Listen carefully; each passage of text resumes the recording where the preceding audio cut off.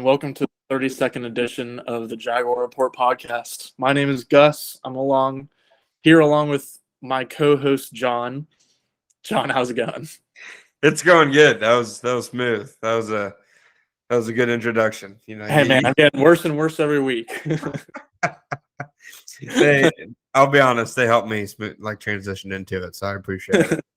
Helps to get into character a little bit. Yeah, it does. No, I don't need to get into character. I am the character. I live with this. All right, that's a good way to start. John, the Super Bowl just happened. We were both right, per usual. Not 100% right, per usual, but we picked the Chiefs, and I don't know. Any takeaways from the game? I mean, I thought it was a really fun game. I thought it was just as fun as everybody kind of hoped and expected it would be. It was weird to see, it was obviously cliche, or Travis Kelce keeps finding every camera he can to say the Chiefs are underdogs and to say some other odd things. He needs to stop doing interviews for a little bit. Yeah. And, the Chiefs obviously weren't underdogs, but it was wild to see just how many people pick the Eagles outright. Yeah, I think there was. Oh, here comes a. Bless you. Oh, bless you. That's two. Is there a third? Wait for the third. Bless you. That's why I muted it. I did not want you. Next time, don't mute it. Let the people hear. He muted. Oh, that's five now. Oh my god. Four. Yeah, 4. I can't even count. Pollen. Yeah. The pollen's not good out. Oh my gosh, John. Okay, I'm good. I'm good now. That's a good. You all right? Holy yeah, I'm good. Whew. Yeah. All right. Super Bowl. Yeah, Jalen Hurts was really cool. He converted just a couple more third and longs than I thought he was going to be, and that was kind of what made the game close and just kind of put the team on his back. What do you think about a holding call? I think it was a fine call. Bless you. Jeez. Sorry. In the moment, the call sucked big time because it was this was the greatest game of the season, and it was just such a great Super Bowl, the best Super Bowl in recent memory. I feel I don't know, so it just sucked all the wind out of the air, and for that reason, it was terrible. And then in terms of whether or not it was a hold and whether or not it should have been called, I don't really have a take honestly. I've heard pretty good opinions or takes on both sides of the argument. So. Do the Eagles come back and, do what they need to do if they get the ball back there? I feel it completely depends on the kick. Yeah. And I feel Butker was kicking it out of the end zone the whole game. Just because I don't know, I feel special teams, I mean the Pacheco, or not Pacheco, but your guy Kadarius Toney had the big. My guy, yeah.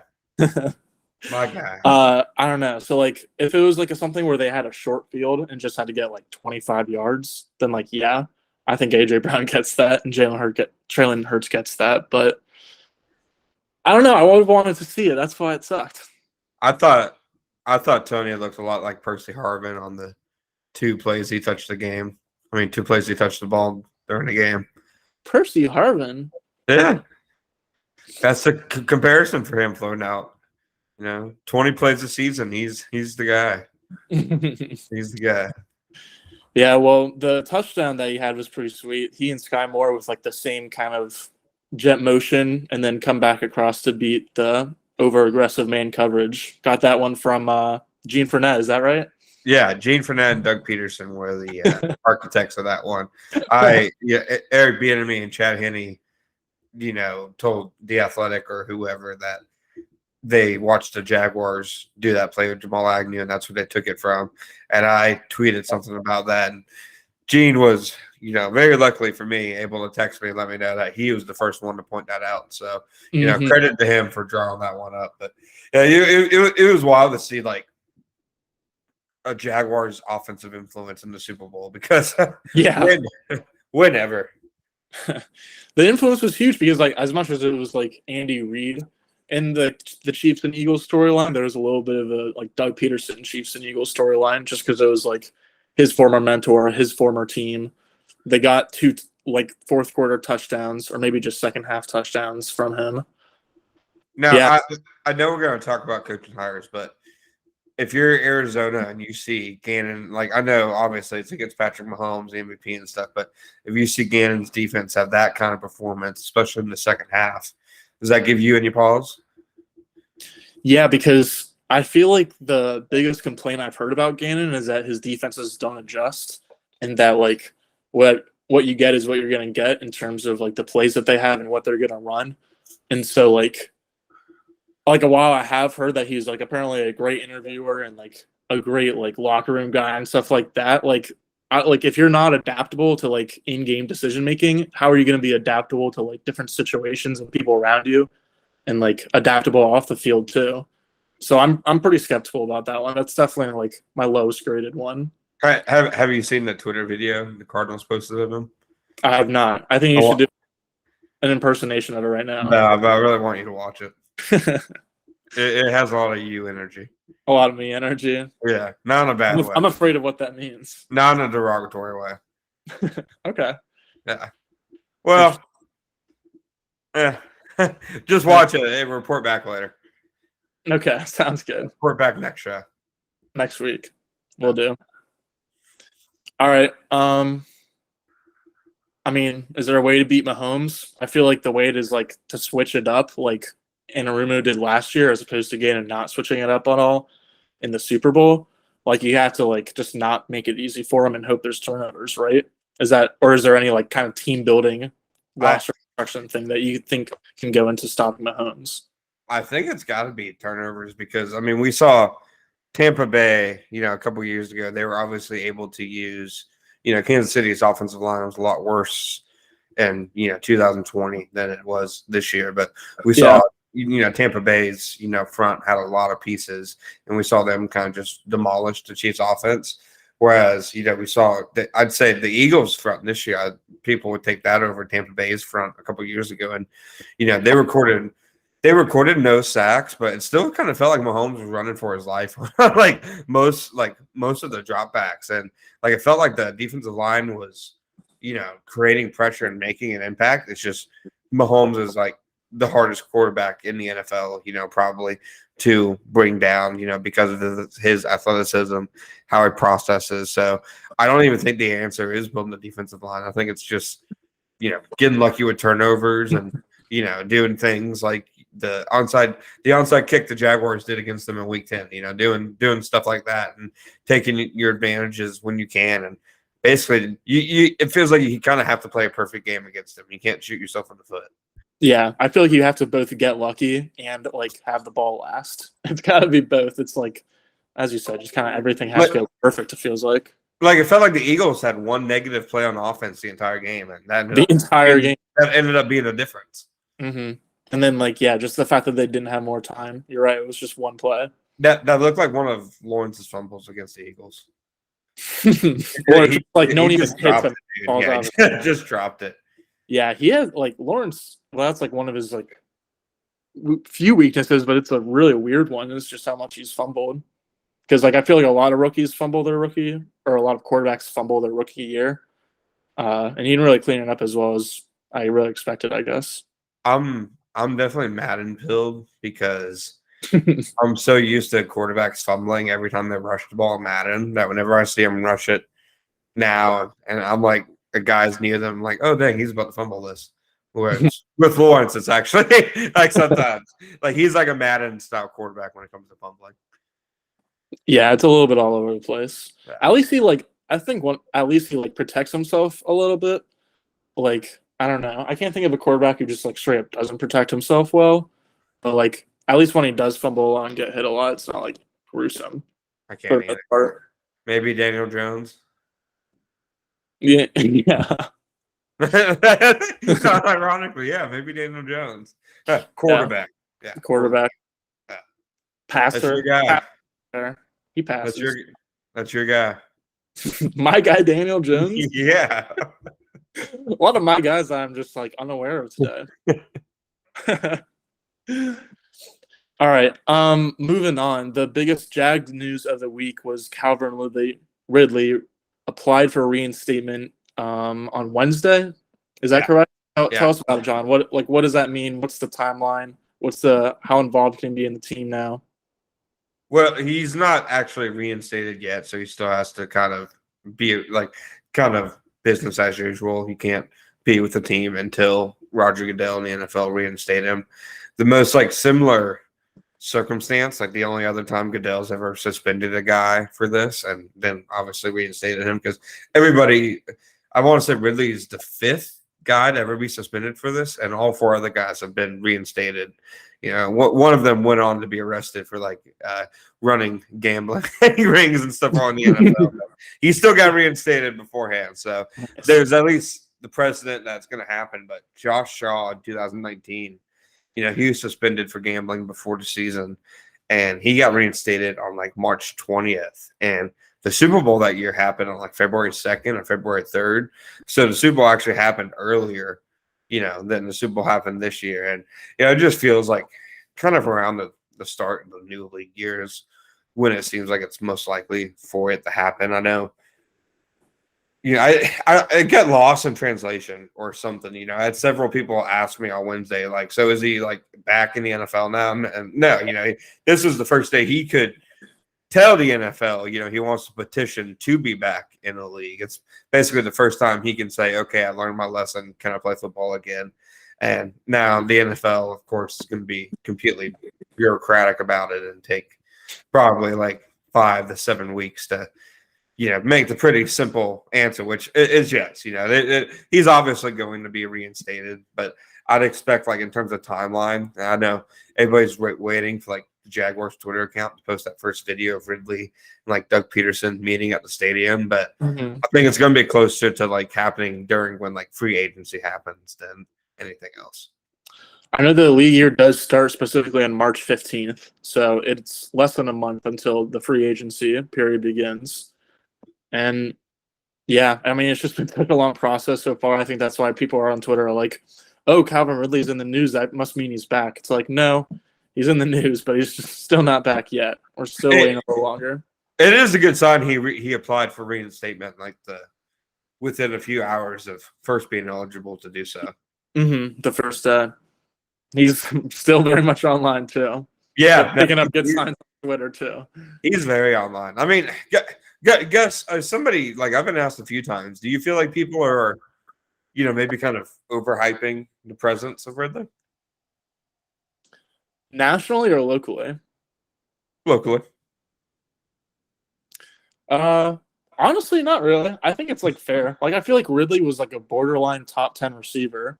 Yeah. And now he's like 28 or whatever, but he's basically 24 in football years.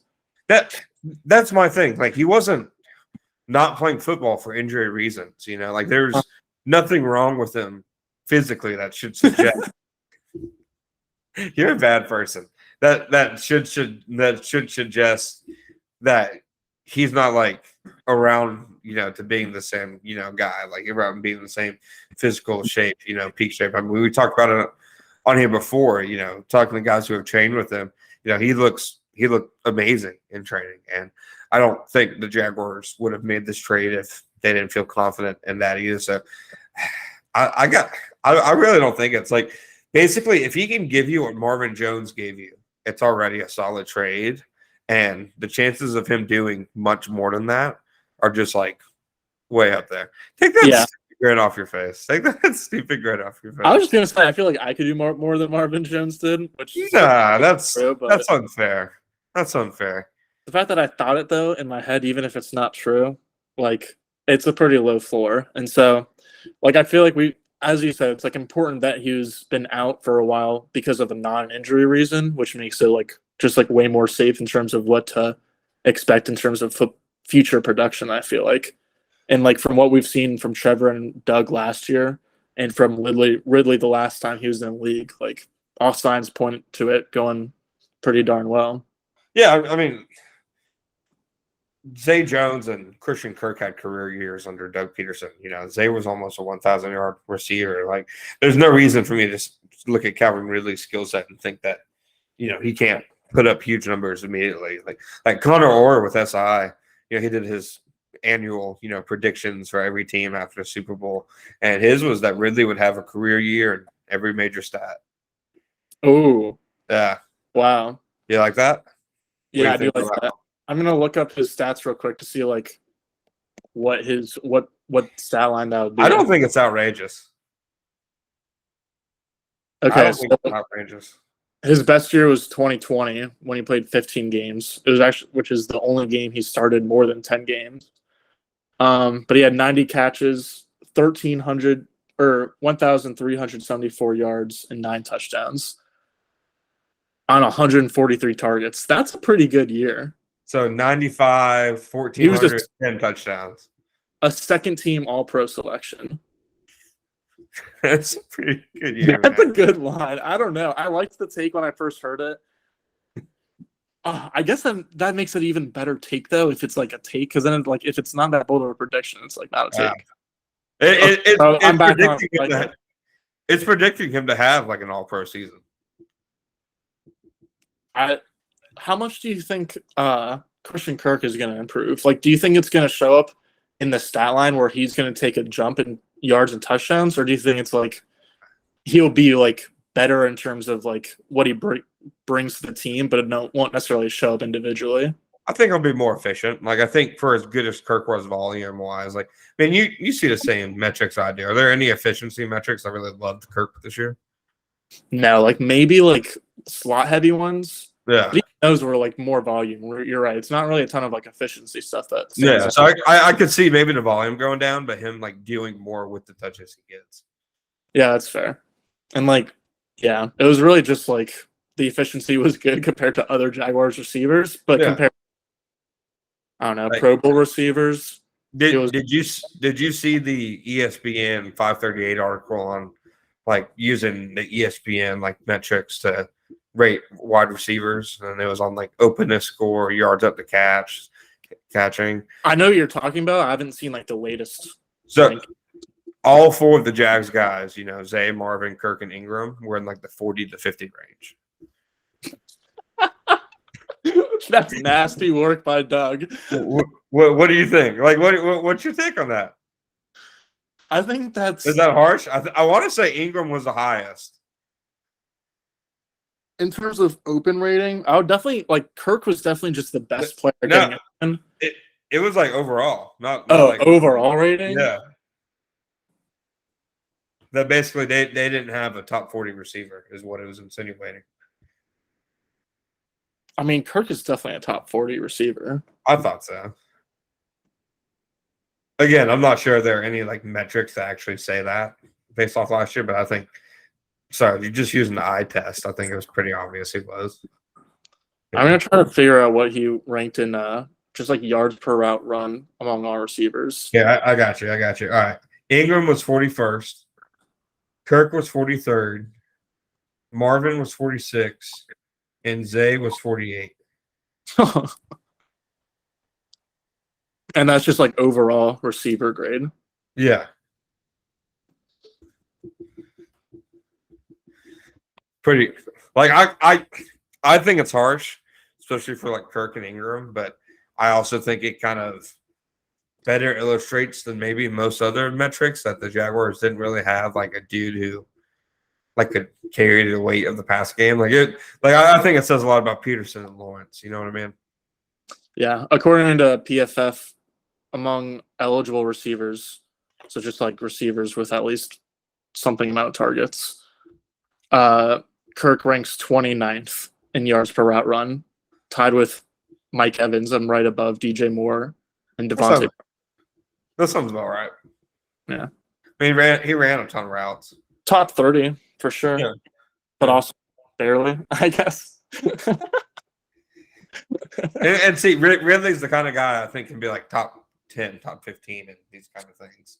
Yeah, definitely. He's got the size for it. It's just like Kirk is so cool, but it's like he isn't enough of a threat outside of the numbers.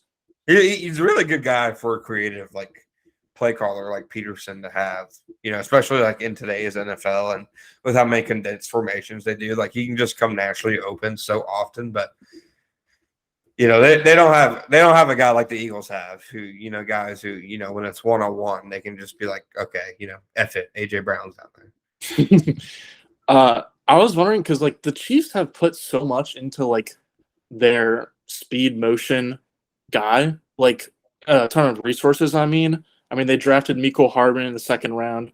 They just traded for Kadarius Toney. They also drafted Sky Moore in the second round. So, like, something I'm interested to see in terms of Jaguars roster building this year is whether they keep Jamal Agnew or cut him, and like, regardless of whether he's on the roster or not, like, if they still try to add to that, like the specific Andy Reid / Doug Peterson offense gadget guy role. So, like, my question for you is, like, do you think there's a chance they add a new guy, or like if Agnew like is either cut or goes down or something like that, like who do you think would be the next man up on the roster? Would it be Kirk, or like would it make any sense for ETN to be in that role? I think it'd probably be Kirk. I think they would trust Kirk in that aspect more. But I do think like I think it's a valid question to ask if Agnew will be back because, at the end of the day, you're paying your fourth receiver, great returner or not, you're paying your fourth receiver, like roughly $5 million. Like that's a tough pill to swallow for a cap strap team. So Yeah. I don't think it's like a sure thing that he's back. I think he's definitely a guy who is kind of on the fence right now and is kind of in that, okay. Yeah, I'm breaking a little bit of Yeah, dang. here. I didn't know the take was that hot. Well, we don't have video for this podcast, so I figured I can. No, this is still going on YouTube. Oh, we're still recording video for this? Yeah. I didn't know you had video capabilities. Why have I been doing video? Yeah. Oh, because we're not doing a live stream, but we're still doing video. Yeah. Gotcha. Yeah. All right. Well, yeah, I'm showing just not even really any more skin than I was before, but Sean likes to know me taking my shirt over my polo crew neck. What would you have done if I didn't tell you you were on video? I would not have done anything bad. I was just like, I have been leaning pretty close to try to make my voice sound more better, but so it'll be a little bit frightening if people are creeping and watching the video and I'm super close. It's silky. It's silky. Your voice is silky. Perfect. Now it's kind of creepy.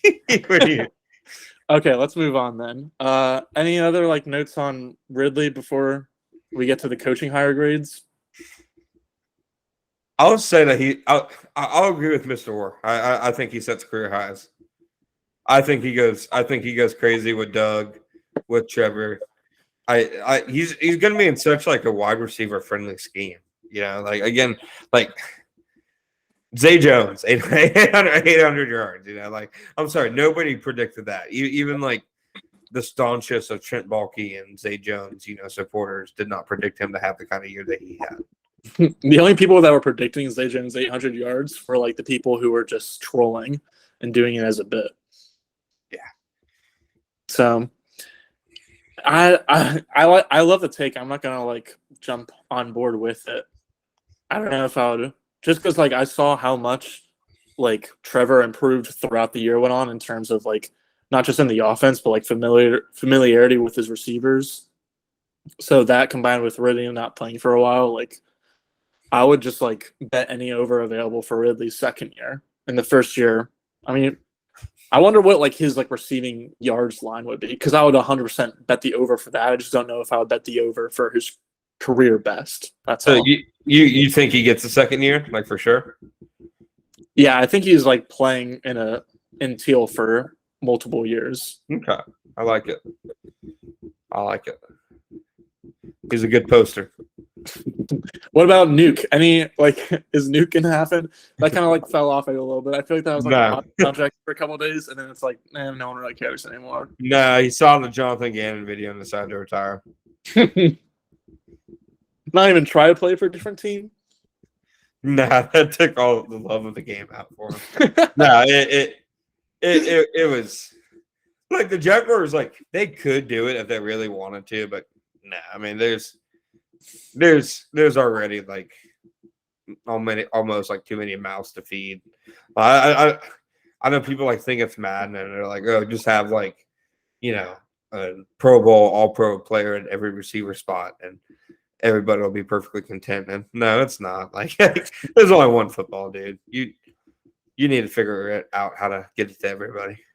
Yeah, this year's Eagles is pretty rare in terms of like just how loaded a roster can be, and even they still had like holes at linebacker and maybe just linebacker, but they still had holes. So it's a perfect team doesn't really exist.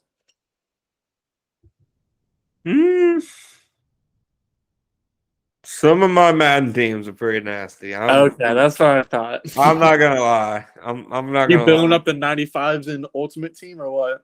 I'm in a Saints franchise right now, Uh fantasy draft. That we're looking good, but fair enough. I like this Eagles team is probably one of the best teams like to not win the Super Bowl, and I'll also like I'm interested to see like how they do rebound next year because they lost both their coordinators. You know, no matter what your opinion on Gannon is, you know, obviously not having continuity is huge, and they have a ton of free agents on like both sides of the ball, and they're already in cap hell. So I'm interested.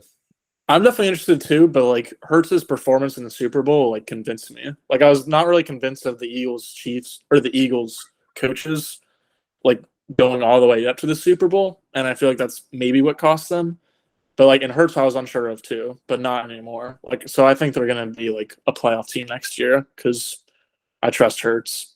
I definitely missed on Hurts. I the only Senior Bowl I've ever went to, odd event, but the only Senior Bowl I've ever went to was the Hurts year, and I just walked away from it being like, dude, this dude sprays everything. I don't see it at the next level, and he's made me look like a complete jackass. So kudos. He's done that for a lot of people though. Yeah, Like he's got a pretty sweet story. He's easy to now. He does. He does. Did you see the take that somebody said that the Eagles should still spend a premium pick on a quarterback? Just because they did it before, it's like okay, yeah, it's like people like make assumptions about like the Rodgers Love situation just because of like what happened with like Love and Rodgers or with Favre and Rodgers. I mean, so I feel like it's the same thing. Like they're just like Hurts is different. Hurts is actually good once, even though they gave him the contract extension. Like they only did that because like Wentz and Goff, I feel like looking back on it, just got huge contracts because their GM were looking ahead to like the quarterback contracts who were going to come. And nobody thought Wentz was good after the 2018 season. No, after he came back from that injury, like he was kind of mid that year, nobody thought he literally people have only thought Wentz was good for one season his entire life. He just had like no confidence. Felt like after the injury, and it was just brutal to watch. He's a small man. He was just like I feel like took over like the Blake Bortles role of the NFL, just like thrown at people's feet. Future Panthers, but like not like receivers' feet, like offensive linemen's feet. All right, let's do some coaching grades. How do you want to do this? Do you want to give out your highest grade first? Or no, let's just go one by one. Coach by coach. All right, we'll go in order of like when they got hired. So Frank Reich was the first head coach to get hired, and he went to the Carolina Panthers. I'd give it an A-. I'll give it an A- too. His staff has been really like impressive.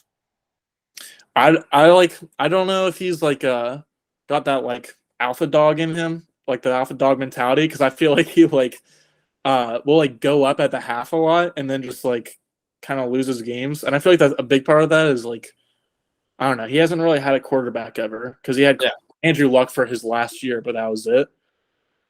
But I don't know. I like Reich a lot. I just still need a little bit more convincing. That's why it's like an A- and 7A.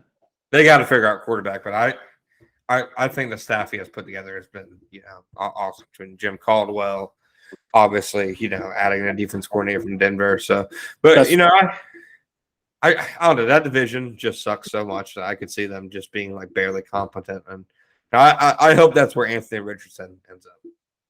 Me too. I mean, I feel like CJ Stroud could be a pretty solid fit there too. Yeah.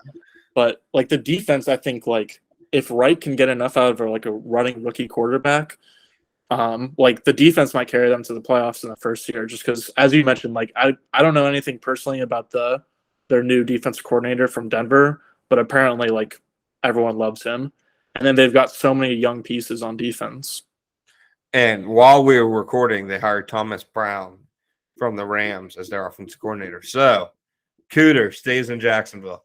For now. Oh, okay. For now. Still hot on Cooter's trail, but Why do people want him so bad? He's the most sought after Jaguars assistant in like a decade. It's crazy, dude. And he's like the only like. It's just like such like a weird thing. And like this just makes me think like even if he did stay, he's definitely getting a coordinator job next year. Yeah, that seems like it. Feels like it. Good for him. What do you think about the enemy? I mean, now that we're interrupting head coach talk, but like, I think it be the Washington, OC? like if he wants to be a head coach, I think it makes sense for him to try to, get away from Andy. Like it sounds weird, like get away from Andy Reid to want to be a head coach, but it just seems like teams are wanting to see him kind of do it away from Andy's. But yeah, then again, I don't know. Like Washington, like I'm not a big Ron Rivera guy. They don't have a quarterback. I'm not the Sam Howell fan, so I don't know. Good luck to him. I mean, I think the reasons he hasn't been hired as a head coach go beyond anything having to do with Andy Reid, but yeah, I will say though it is if you want to look at the flip side, it is probably unfair as hell. He's a 2-time Super Bowl winner as a coordinator, and he just saw the guy he whooped, get hired by the Cardinals. Mm-hmm. So, I feel like Washington is really just an opportunity for him to be like the unquestioned leader of an offensive scheme, so that like if/when Washington has a good offense, then like he can take all the credit for it, and then hopefully get hired as a head coach. Can we say cuck on here? Yeah. Okay. Is he going to cuck Ron Rivera? Yeah, I think that's part of it too. I think it's like once Ron Rivera gets like canned as the head coach, it's like then the enemy is just gonna slide right up. They seem like the most directionless like NFC team, like just completely like just treading water, irrelevant. No, like tell me I'm wrong, dude. Like no. Do they matter in the grand scheme of anything? Yeah, I'm trying to think off the top of my head. It's them, and then it's Houston, the AFC. Right. It was the Jaguars for a little bit. It was definitely the Jaguars for a little bit. Do you think the Saints are still going all in? They're on like the opposite side. They're like, oh yeah, we're still contenders. Like 3 years removed from the Breeze Peyton era at this Saints point. Are weird. I don't like the Saints. I don't like Dennis Allen. He looks like a kid I went to high school with. I didn't like the cut of his jib, so I'm not a big Dennis Allen guy. I feel like Mickey Loomis is just like a little kid on stage that's been doing his act for too long. It's like, all right, at first it was pretty cool, but like just cut it out now. Remember when Mickey Loomis was an NBA GM too? No, I don't. The same family like owns like the Pelicans or whatever the hell they're called. Yeah, and he was their GM for a little bit. Oh, yeah. It's a good life having a coach and a quarterback. Yeah. All right. On to speaking of Sean Payton. Sean Payton was the next domino to fall in the coaching hires. He went to the Denver Broncos. John, what's your grade for Payton to Denver? Like, I feel like you have to factor in the fact that they had to include like compensation for him. Mm-hmm. So I'm gonna go B-. Like, he's obviously a good coach, but yeah, I'm not sure how many coaches are worth trading picks for. Yeah, I went B flat because like I don't know, it almost felt like he was like overhyped by the end of like the cycle or whatever. He was cutting promos on Fox for himself. He was doing live interviews by himself. It's like, yeah, he has like a great offensive like track record or whatever you want to say, but like I feel like at this point it's just like Sean Payton. He's like incredible. He's awesome. It's like I don't know. The Denver Broncos wanted D'Amico Ryans pretty desperately, and then like, just almost seemingly settled to trade for Sean Payton. He's going to make Russ cry. It is not. That makes me rate the higher better. It's now a B plus. Yeah, because that's funny. Russ can't big time Payton like he could big time Nathaniel Hackett. Mm-hmm. Him big timing anyway is just sad. Yeah, he's a weird fella. Do you think what do you think the Broncos are going to be next year? Just like a boring 7-5 team again, or whatever they were this year? Yeah, 12 games. 7. Yeah, I think 6-11 and 7-10 makes sense. You know what I meant, man. You have them playing some AFL type seasons. Mm. Yeah, no, I think 6-10, 7-11 makes sense. Yeah, I don't think there's going to be many fireworks. I think Russ just stinks now. Like, well, once his athleticism went away, like his game, kind of went away. Yeah, I guess it seems like he never really had that dog in him. So like now that you don't get that either, don't got the heart. I don't know what I'm saying. D'Amico Ryans was hired by the Houston Texans. I'm going A. I'm going A. Like, I know nobody likes like a defensive coach hire, but I mean, just in terms of getting a guy who, like, to me, if you're going to hire any like head coach, he has to prove that he can be a top coordinator, whether offense or defense. And D'Amico's done that for a franchise that's been completely like I said, they've been directionless, irrelevant. They've had nothing to be excited about, like the last 2 years. Like Lovie Smith and Coley, like those are just two hires that nobody could even get like a little excited about. So I think he can be that kind of shot in the arm. It obviously comes down to picking the right quarterback because these are all the same things that can be said about Robert Saleh, and they picked the wrong quarterback, and now he looks mid. So.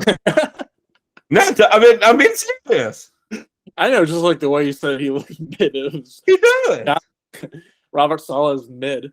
He is. John Rooms, Ship Rooms. No, that's true though. I feel like what part of what makes this offseason exciting, like with the draft and like who's going to trade up for a quarterback, is like we have no idea like what D'Amico's going to want in his quarterback, and like whatever pairing, because like they have to draft a quarterback. Oh yeah. There's no way they don't. So like it'll be interesting, and like I don't know, having 3 opponents in the AFC South instead of just 2 will be pretty interesting. I think the AFC South is going to be interesting. I mean, 2 teams with new head coaches, potentially 2 first round. I'd say even likely 2 first round picks at quarterback who are going to start in the division. The Titans, it seems like a wild card to maybe dump Tannehill. Maybe they take a swing on a quarterback. I think it's going to be an interesting division. And now you have 2 offensive, 2 defensive guys. You have good balance between, experienced coaches and new coaches. I think the AFC South looks a lot more interesting now than it did like a month ago. 100%. I feel like with as long as Vrabel and Derrick Henry on the team, like I feel like I can't completely rule out the Titans of like winning the division and getting into the playoffs and being annoying like they have in the last few years of like just getting a little bit better than mediocrity. What did you think of the Tim Kelly to offense coordinator? Yeah. I mean, That's why I'm kind of bullish on him. I'm just like very Vrabel just seemed like hasn't accepted that maybe their offensive hires and philosophy isn't the way to go. But what are you gonna do? All right, so D'Amico gets A's. Jonathan Gannon to Arizona. I'll go C-. Like that's C flat. I'm sure. Again, it's more important to be a good leader and everything than it is to be like a good X and O's guy. But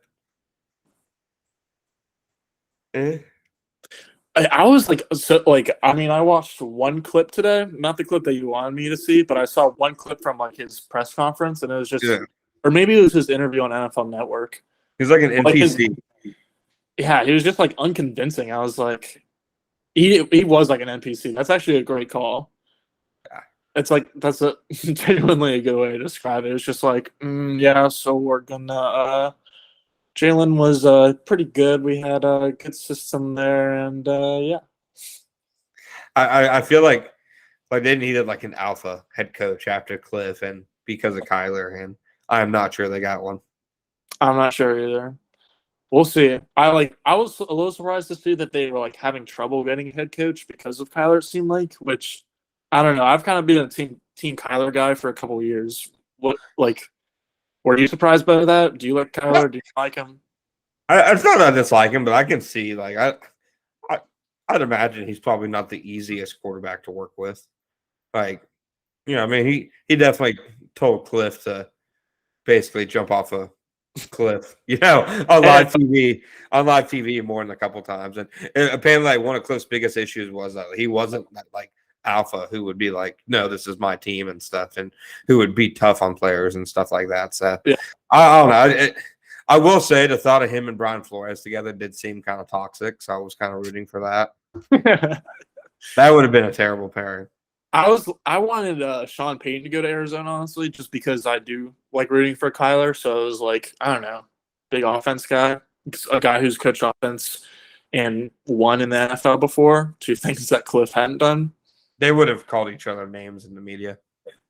Yeah, you're probably right. I'm definitely interested in see who they get an offense coordinator. I think that could like make me feel like way better about the situation. Jim Bob Cooter, he lined up the interview, man. Did I say better? The last head coaching hire was Shane Steichen to the Indianapolis Colts, interdivision. I said B. Yeah, I'll say B. Like, I really like what the Eagles have done on offense the last like 2 years. Like, fitting their offense to Hurts' skill set. Like, their run game was really cool this year. Everything that did in their pass game was really interesting. But again, they kind of had like a lineup that he's definitely not going to have, in Indianapolis. So, and I'd say that's probably my biggest question about it. But I think it's a solid hire. I will say, Jeff Saturday would have been a hilarious hire, but I am happy as an NFL fan and observer that Jeff Saturday is not coaching in the NFL. As an NFL fan and observer, I am sad that he is no longer. It was John, the content. Pathetic, dude. Absolutely. Yeah, the content. You see Shaquille Leonard like going on TV stumping for him like a few days before the hire was made. He was doing what for him? Like you're advocating for him? Yeah. Oh man. See, that's good content, baby. With Steichen, I feel like the biggest thing I've seen about him is that he's like a great play caller and has like a great feel, and like Norv Turner was his mentor, and so he's just like got whatever like it factor that's like undescribable in play calling, which is like really cool, and I respect the crap out of that. But like I don't know if that like has anything to do with being a good head coach. He looks like Nick Foles. Yeah, dude. I also like that was the other thing that like made me not do an A, just like to be nice, is like I don't really like his face. I'm sorry to be mean, but I looked him up and I was like, oh, it's like he's scary. When I was like, I do a story on like former Jaguars players, coaches with Super Bowl ties, and I went to the Eagles coaches roster, and like him and Gannon were like the first two coaches under Serini, and it was like the whitest like two pictures you've ever seen. Just ghost portraits. Yeah. All right. Was there any? We talked a little bit about coordinators. Was there any other coordinator hires that like stood out to you that you really liked or disliked? Sorry, go ahead. I asked you the question. I was about to say something. I'm so sorry. Go ahead. I think Monken and Baltimore could be awesome. And yeah, I don't know how to pronounce his name, but the coordinator Tampa Bay hired from Seattle. That could be an interesting one. Long time Seahawks quarterbacks coach. I think the Monken hire is pretty cool because like assuming that. Well, first of all, I feel like it's like a good sign for Lamar coming back because I don't think Todd Monken would like leave his like coordinator job at Georgia where he just won back-to-back national championships. Like I don't think he would leave that for the Ravens job if he wasn't like kind of sort of confident that Lamar was going to come back. I also think it's interesting because like for Lamar, like the last coordinator that they have was I'm blanking. Who was it? Greg Roman. He was like great in the run game but couldn't do anything in the pass game. And now like I'm not sure like what Monken really has in his bag in the run game, but I do know that he's like a pretty good deep passing, just like game planner or coordinator or whatever you want to call it. And so I think that's pretty exciting. And I'm excited to also see like, I mean, obviously if Lamar comes back, but then also like what they do in their receiver room and kind of like how he affects their offseason. He got production out of Stetson Bennett, so Mm-hmm. a good coach. Like Stetson Bennett was a Heisman contender, and there's no reason that should have ever happened. So He all was. aboard the Monken train. I think his. Or not. I think he like was a play caller for the Cleveland for a little bit, and And Tampa. lastly for Tampa Bay. And that was like the season when Ryan Fitzpatrick and Jameis Winston kept going back and forth and like threw for a combined 8 billion yards. Dude, he was like good. Yeah, that's what I'm saying. I wanted him as a Jags offensive coordinator. Do you remember that? Yeah, and then they hired Hackett. Yeah. But I was like, when Monken was getting interviewed for that, or did he get interviewed? Do you remember, or was it just like interest? Did I just read an article and see his name? Maybe. I don't remember. Like I remember a lot of people like saying like putting like lists of like who should be the coach that he was up there, but I don't remember if he ever actually did interview. Yeah, he was probably more. Yeah, they did. They interviewed him after they fired Hackett and they hired Dave Filippo instead. Holy cow! I forgot about that guy. Yeah, everybody did. Where did he go? Dude, John DeFilippo. He's with the team as a quarterback coach. I'm trying to remember which one it is. An NFL team? Yeah, he's okay. So retract that. He was with the Chicago Bears as a passing game coordinator and quarterbacks coach. He's now with a head coach in the USFL of the New Orleans Breakers. Interesting. Yeah. Good luck to the Breakers. Break a leg. They don't have anybody on their roster who. EJ Bibbs, do you remember him? No. There's no Trent Richardson. Sage Surratt. No, these are all fake. Yeah. Neville Clark. Never heard of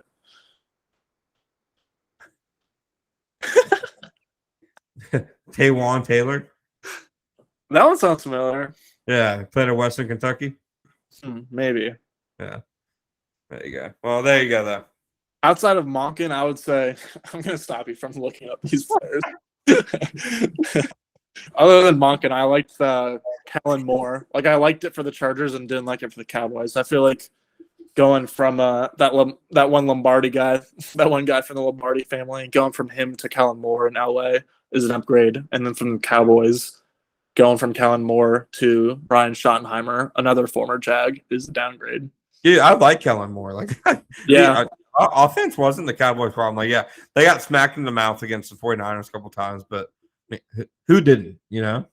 I think, like, maybe, like, he was, like, a head coaching hot name candidate, maybe a little bit too soon. But, like, with that said, he definitely, like, had a nice offense in Dallas. Like, one that ranked consistently in the top, like, 3 to 5 in, like, yards per play and scoring and, like, plenty of different metrics. And so I'm excited to see, like, I mean, Los Angeles is another one where it's like, what are they going to do at receiver to help out their quarterback and new offensive coordinator?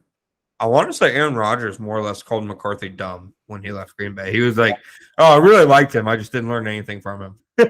I feel like it was like a lot more blatant than that. I feel like there was like a huge article of like where Rodgers just crushed him. Yeah. No, McCarthy, the only thing I'll give McCarthy for and his credit for in his NFL career is lying to the Cowboys about how much tape study he did, and then he did like that little mini documentary where people came like to him, and you know what I'm talking about. It was like the video of him watching film and meeting with other guys and learning about analytics. And then that was the thing. Yeah, and then at his introductory press conference, he was like, "Yeah, I didn't really watch every game." Oh my gosh, dude, that was ridiculous. Like his PFF tour was absurd. Is that what it was? In the press conference. Oh my gosh. So, like the fact that like Jerry like kept that jabroni around and then like just like let him hire Shoddy as opposed to like, I don't know, promoting Kellen Moore to head coach. Poor Shoddy, dude. He's a nice guy. He is a nice guy. Hired, he could be hired to be a team's water boy. People will just tell him he's the worst coach in the NFL. Hey, I just like have a lot more faith in the Kellen Moore offense than the Brian McCarthy. No doubt. Mike McCarthy offense. So no doubt. And I feel like now it's going to be the Mike McCarthy offense. Are you surprised that the Jags are bringing back Mike Caldwell? No. I mean, like, I thought there was like a chance that it wouldn't happen halfway through the season, but like, I mean, I didn't really expect any roster changes other than like replacing guys that left. Yeah. And he can get better. He can get better, I feel like. It I was feel his like, first year calling plays, so like, give him a little time. yeah. He threw some different stuff like at the Eagles. Like, there was some like defensive stuff I feel like the Chiefs could have taken from the Eagles game too, because like, I don't know. I read an article about how the Jags were one of like the only or few teams to kind of like try to move their defensive linemen right before the Eagles would snap the ball to try to like make their offensive line blocking rules tougher. And so like, and then like I feel like he calmed down a little bit with like Tampa 2 variants where like he'll have like a corner like flying up to like somehow like fill the Tampa hole. But like he like tried different things and like got better as the season went on. So like I'm certainly not surprised he's back, and I'm looking forward to seeing if he can get more out of the defense next year, since it's probably not going to be a ton of new faces. Yeah, and then like the defense did improve. It like people forget like it was probably the worst defense in the NFL the year before. So I know they poured a ton of resources into it, so of course it has to be good. But it did go from like bottom 3 to like what, like top 20. I would say like 20ish. Yeah, they Yeah. probably. I think they finished like in the low 20s. I think it was like 20 or 21 in like DVOA or something like that. Yeah. Do you think there's any way that Aaron Rodgers isn't either retired or a New York Jet in like 3 months or whatever? 1 month? Well, do you know Bob McGinn, the old like Green Bay Packers writer and draft writer? He always does like the what scouts are saying about draft prospect stories every year. Well, like, he's like a really long time, but probably not. He's like a really long time Green Bay Packers writer, and he works for like Go Long, that one website that does features and stuff. And he said today that like his belief and from his understanding of the Packers and his conversations is that the Packers are moving on from Rodgers. And he had the best line of 2023 in it. He said the Packers are disgusted with Rodgers. Disgusted. Yeah, he's a weirdo. Disgusted might be a bit overstating it, but no, I think they roll with Jordan Love next year. And I think Rodgers is. I don't know, man. Is he a Jet? Because Derek Carr with the Jets, I could see that. I just feel like I feel like I read a lot of stuff that was like all the smoke coming out of the Senior Bowl and coming out of like Super Bowl week was that like the Jets ownership and like hiring Nathaniel Hackett and like everything is pointing to the Jets like being desperate for Rodgers. And then like if I'm Rodgers, like what team would I want to go to over the Jets? Yeah. It is absolutely awesome that Nate Hackett has turned knowing Aaron Rodgers and NFL job after NFL job. That's the true mark of the NFL is the fact that Nathaniel Hackett is like being paraded around. He's like a little. So yeah, okay. I'll go Rodgers to the Jets, Carr to the Panthers. Ew, no Panther. Okay. No, Hear me out. I think Carr goes to the Saints because, well, I guess Carr did. I feel like I saw something where he was going to visit with the Jets, so this kind of cancels this theory. But since he and the Saints were like visiting with each other before he was officially released from the Raiders, I just feel like I don't know. I heard on some podcasts that like the flirting was just too much, so I feel like Carr to the Saints makes sense.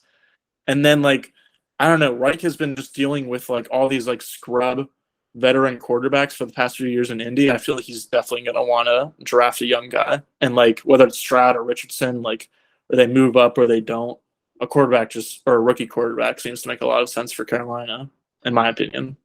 You listen to some weird podcasts. The Ringer. I listen to your guy Steven. Steven's my favorite. Steven and Ben Solak. Yeah, good. They're good people. They're good people. Yeah, I mean Jordan Love is going to be on the fourth year of his rookie contract, so he'll be playing his fifth year option in 2024. So the Packers do have a little bit of time to like figure him out. It's just that like they don't really have like him on a rookie contract Super Bowl window. So here's my question: if Jordan Love ends up being a solid, top 18 to 20 quarterback, like a quarterback, they can stomach starting. Was that a good pick? Because you still, I feel like, wasted 3 years of having a first rounder elsewhere on the roster when you had Rodgers at quarterback. I know the nerds are going to say, "Oh, this is, if a team can take a quarterback with Aaron Rodgers, you can take a quarterback in the first round if you're the Chiefs or something stupid like that." I think it was a good pick because I think Jordan Love is like not a bust. I don't know if he's going to be good. And like obviously it would be like shocking if like he was like just another Hall of Famer that followed in the footsteps of Rodgers and Favre. But I feel like he's going to be good enough that like either the Packers will want to re-sign him and like keep him as their franchise guy, or he'll still be like a decent quarterback, and so the Packers will be able to like just get a draft pick back. And like for that reason, like again, like I feel like it's tough that like you're not going to be able to use like his rookie years in terms of like going to win a Super Bowl with expensive veterans, but I would say it was like I'm confident enough in him being an okay player that I think it was a fine pick. Thank you, Gus. You help me understand what disappointment will feel like when I have kids. Yeah, I know. Yeah, you're supposed to back me up on that one. No. I didn't back you up. I was trying to give out tape. What if they used that first round pick on another position when Rodgers was having MVP seasons that could have, helped them get over the hump? I don't know. I don't think the Packers were like one first round good first. I don't think they were one player away from winning a Super Bowl. What draft was that? 2018 or 19? 2020. Jordan Love got taken? 2020. Oh. Let's see. It's 2023, man. These like 2020s are going back. They're weird. Probably maybe fair because the guys right after him, it was Jordan Brooks, Patrick Queen, Isaiah Wilson, Noah, the corner who's not even on the team anymore, I don't think. Jeff Gladney, Clyde Edwards-Helaire, T. Higgins. T is really good. He's a lot better than I thought he was going to be during that draft process. So T. Higgins and Jonathan Taylor are probably the only guys who swing that. Well, I mean, Aaron Jones, I feel like has been like one of the guys who's like everyone knows he's good, but he's like maybe still a little underrated. Like long story short, Aaron Jones is really good. So I don't know about Jonathan Taylor, but T. Higgins as like a compliment to Devontae, that would have been pretty nice. I'll give you that. What about the fact that they took Hurts over Jalen Hurts? I mean, that they took Love over Jalen Hurts. I think that's fine. I mean, I was like surprised that Jalen Hurts was like being mocked to like the third and fourth round. I didn't really like get that because it's like, okay, sure, he's not a top 10 kind of pick, but he's got mobility and I don't know. I thought he was like fine enough to be second without like Philly fans being like outraged over it. You're never wrong, are you, Gus? Rarely. I was kind of a big Nate Hackett guy this time last year. Yeah. About that. That was really just me just trying to talk myself into different candidates, but I'm wrong sometimes. I would have gone scorched earth. It actually did feel really good to be right about the Super Bowl because I wrote a pretty big like betting preview. It was a good article. Appreciate that. I spent way too much time on it. So then I made $4. Ayo. So the fact that it like vindicated me because like in the first half I was like, oh man, I just spent the past week like researching this game and like writing all about it, and like now the Eagles are up 10, but then like I don't know, the Chiefs made me feel pretty good about myself. Good, you deserve to feel good about yourself. All right, well, I feel like you're gonna be feeling pretty good about yourself because you released an article about like your predictions for free agency with the Jaguars, and it feels like we kind of been talking about it a lot, and so it feels like you've got a pretty big pulse. But what do you, in terms of Evan Engram, Dwayne Smoot, Arden Key, Jawan Taylor, Marvin Jones are like the top 5 free agents coming up for the Jaguars? Actually, let me say Roy Robertson Harris instead of Marvin Jones. You're not a free agent. Who's a free agent? Robertson Harris isn't a free agent. Oh, you're right. But he was a cut candidate. That's why I was thinking of Yeah. him. So, okay. It is Marvin over Roy. Uh, Ingram, Marvin, Smoot, Key, and Jawan. Predictions? I think Ingram comes back. I don't think they let Ingram leave, even if it means potentially franchise tagging him and then signing him before the draft. I think they bring Key back. I think they really want Key back. I think Key really wants to be back. Honestly, it wouldn't surprise me if he's like the first guy they announce that they re-sign, because I don't think he's going to sign some kind of like, earth-shattering deal. I like that. That's a good take. He's going to be the first signee. I love that prediction. I think so. That's good. Smoot, I think, comes back on a 2-year deal with a super low cap hit in 2023. I did my predictions article. I think Robinson Harris potentially gets released as a cap casualty, but then they bring Smoot back, and somebody was like, why would you get rid of one interior player in favor of another who might not play next year? And one, like, Smoot should play next year. He might not be ready for week 1, but he'll play at some point next year. But I mean, you can bring him back to almost cost you nothing in 2023. So I think that makes sense. But I do think Jawan Taylor signs a contract elsewhere. I think he's going to get in that $14 to $15 million per year range. I think the Jaguars, probably feel comfortable more in the, say, 11 to 12 million range. I mean, Taylor is a right tackle at the end of the day, but I do think he's going to get paid like one of the top 1 to 3 right tackles in the league. And I'm not sure the Jaguars are going to be the team that ponies that up. And, they probably should, honestly, just like knowing you have little in your back pocket, walk a little, even though he's not like a natural right tackle. It's probably the smart football business decision to not, pay Taylor a big deal. Yeah. I mean, I feel like you can kind of just like go at it with common sense of like whether or not like each player makes sense for both sides. Like Dwayne Smoot, like a 2-year deal, like you said, makes sense for both sides. Smoot stays with the team he's always been with, and like the team gets like, I don't know, just like a low contract for like a good player, but that's coming off injury. And then with both Ingram and Key, it's pretty clear that like both sides like each other and are interested with each other. But like with Marvin, it's like unless he's like going for the vet min or whatever, like the Jaguars' next starting free agents or starting receivers are kind of set in stone with Ridley, Kirk, and Jones, as in Zay. So like it doesn't really make a lot of sense for Marvin to come back for the Jaguars. And then with Taylor, like same thing, they kind of have Walker and Cam. And like for Jawan, it makes more sense to get more money from a different franchise since the Jaguars aren't going to be able to pay him as much as another team probably would be able to. So I mean, I agree with you all the way. Like I think the most interesting thing is going to be like whether or not they cut Agnew and or Roy Robertson Harris, or like if they try to restructure one or both of them, or like kind of what happens there. Because if Roy Robertson Harris is just straight up cut, then it's like defensive tackle is a way likelier pick for slot 24 in April. It really feels like a second domino has to fall after Shaq Griffin. Yeah. Like when you're doing the numbers, it really feels like one other guy has to, be released. Now, I don't think it can be Rayshon Jenkins. And it's like maybe you can like restructure the deals of like Scherf or Kirk or Foyer and like, I don't know, convert stuff into signing bonuses and be finicky with money. But if they restructure Cam, Kirk, Zay, Rayshon, and Fadakasi and release Shaq and Robinson Harris, still have $29 million in cap space. And how much is like the rookie draft? About like 10 million, maybe.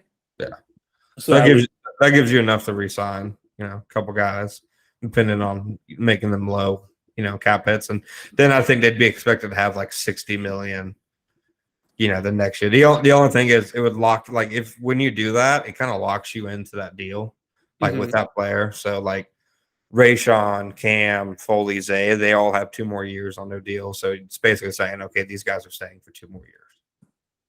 Which you can probably stomach for every one of those players, honestly. Well, it's definitely fair to say that the interesting part of free agency for the Jaguars is going to be seeing who they let walk and who they let go, or who they keep, who they restructure, as opposed to like kind of new faces coming in, because it definitely feels like the days of signing guys to $10 million deals, multi years off the streets is probably donezo. Yeah, I think so. In terms of like guys who the Jaguars could look for in free agency that aren't currently on the team? Like, do you think there's any like quick roster fixes they could make? Like one that I had in my head was just like a veteran running back, because it feels like as like fun as ETN is and as good as he is, depth is definitely a concern at that position. So it could make sense for a veteran guy who like they would trust on passing downs with protection in like 4-yard situations. Ooh, Pirine, that's interesting. He might ask for too much money, but I feel like he's a good stylistic fit. I want like a LeGarrette Blunt, just like I don't know, like a guy that's like you're not doubting that he's a power back. Yeah, I just feel like that'd be a fun mix along with ETN. Sheldon Rankins has been my if they're gonna spin on somebody, has been my guess. Ooh, yeah. What team was he with last? He's with the Jets. I feel like he was bouncing around for a little bit. Am I wrong? Yeah, he was. He was with like the Saints and stuff. Yeah. Let's see what is the running back market looking like other than P. Ryan? Like Boston Scott, I think, is in it, but he's really similar to ETN. Yeah, I guess I could have looked. All right. 2023 free agent running backs. Yeah, you got Saquon, Kareem Hunt, Rashad Penny, Jamal Williams, Josh Jacobs, Mark Ingram, Mostert. Yeah, screw you. Miles Sanders, Matt Breida. Yeah, I mean Jeff Wilson. It's a pretty stacked class. Not gonna lie. It's not bad. I was like Deontay Moore had a pretty good year for the Panthers. Like he could be that like power back, since like it clearly wasn't Jermichael Hasty or Snoop Connor. I got one for you. Rashad Penny would be pretty cool depending on how much money he wants. I got one for you. What's up? Damian Harris.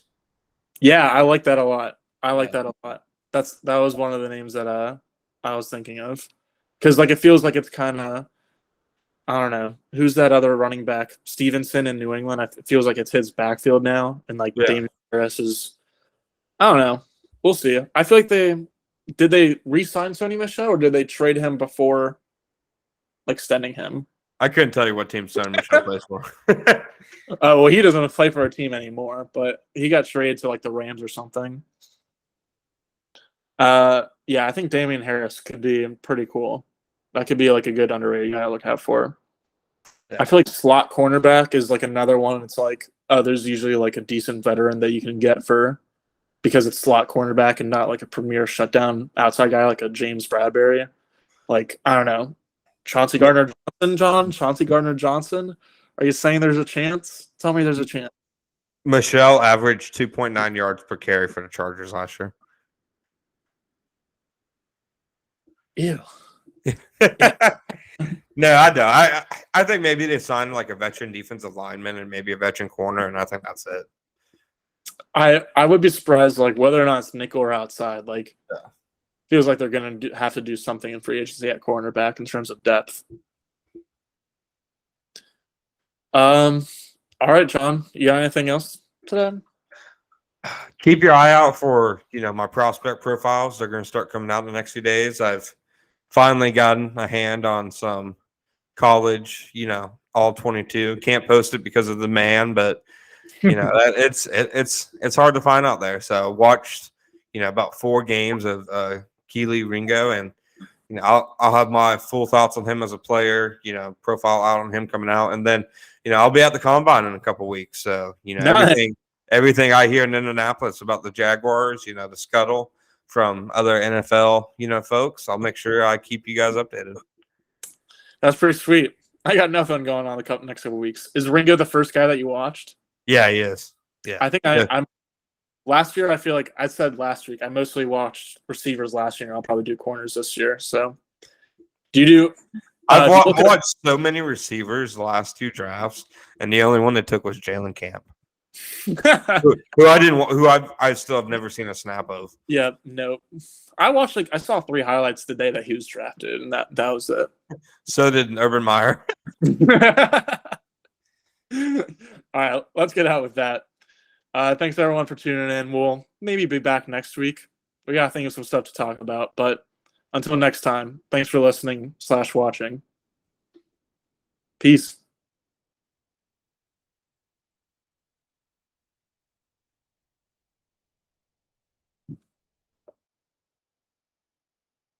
Are you